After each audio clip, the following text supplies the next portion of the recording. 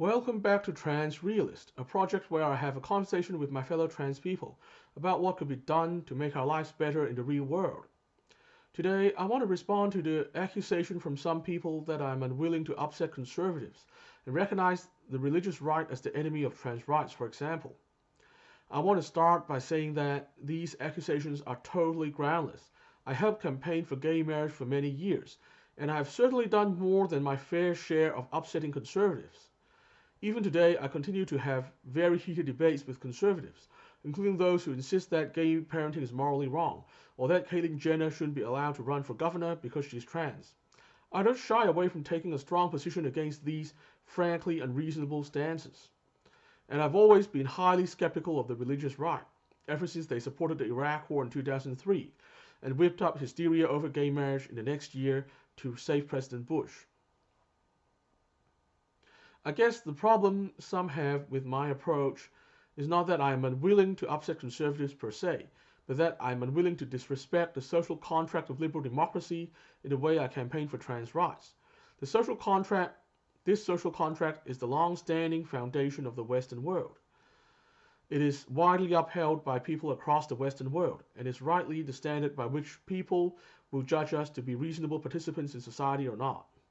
I also believe the fundamental pillars of this social contract, including free speech, freedom of conscience, freedom of debate in the marketplace of ideas, and so on, is a good structure on which to make the case for minority rights in general, and trans rights in particular.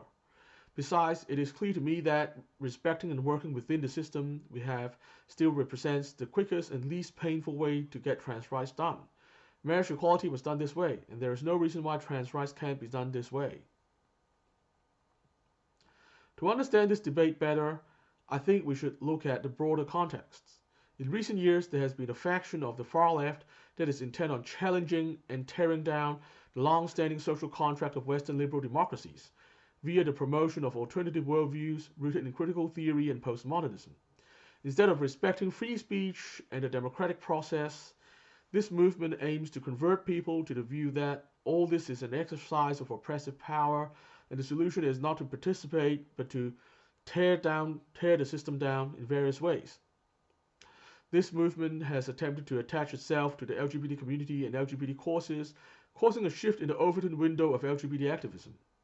Hence, radical alterations of mainstream culture and habits became commonly accepted demands within the world of LGBT activism, and deplatforming people who disagree came to be seen as okay by more and more people. Meanwhile, the fact is that we still live within a system of representative democracy, where any policy changes, including trans rights, need to win over a majority of the public. Demands and actions that are widely seen as unreasonable will generate backlash, which makes winning over majority support much harder. It is therefore a fact of life that unreasonable demands move us further away from trans rights and makes trans people's lives more difficult in the real world. Hence, caring about how we are perceived as a community is a logical part of any constructive campaign for trans rights. It is not respectability politics. Dealing with arguments from all sides in good faith, even if it might not be what we want to hear, is part of being a reasonable participant in the discourse. It is not giving in to the enemy or repeating their talking points. Of course, compromises are often not satisfying and can sometimes be painful.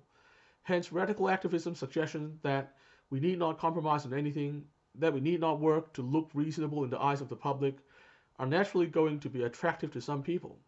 However, this approach defies the reality that we live in and is only going to lead us over a cliff as a community. And this should be the last thing that we want. That's all for today. I'll be back next time to discuss another big idea. Remember, on this show, the personalities don't matter, it's the ideas that matter. Until next time, remember to resist conformity and stay positive. Our future depends on it.